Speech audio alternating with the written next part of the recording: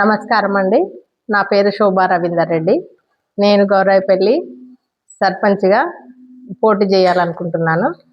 నన్ను కాంగ్రెస్ పార్టీ తరపున బలపరిచిన అభ్యర్థిని. నా ఉంగరం గుర్తుకు ఓటు వేసి నన్ను గెలిపించాలని కోరుకుంటున్నాను.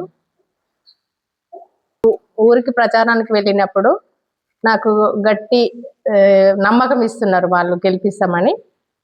నాకు చాలా హ్యాపీగా ఫీల్ అవుతున్నా. నేను ఓటు మీరే గెలుస్తారు, మిమ్మల్నే గెలిపిస్తాం అని అంటున్నారు. చెప్పిండు, మాకు కాలువలు లేవు, మళ్ళీ పింఛన్లు లేవు, ఇండ్లు లేవని చెప్తున్నారు. ఆ సమస్యలను వాళ్ళ కోరికలను నెరవేర్చాలని నా మనవి. ఎమ్మెల్యే ఆయలన్న సహకారం తీసుకొని ఇంకా గ్రామాన్ని అభివృద్ధి చేయాలని కోరుకుంటున్నాను. అన్నది అభివృద్ధి, కానీ ఇంకా కొన్ని సమస్యలు ఉన్నాయి. దాంట్లో అర్థమైంది, ఇంతవరకు మనకు తెలియదు. నన్ను మీరు ఖచ్చితంగా ఓట్లేసి గెలిపిస్తే నేను గ్రామాన్ని అభివృద్ధి చేయాలని అనుకుంటున్నాను.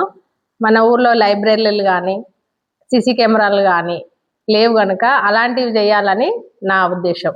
రేపల్లిలో పశు వైద్యశాల కూడా లేదు, దాన్ని కూడా ఐలన్న సహకారంతో నిర్మించాలని అనుకుంటున్నాను.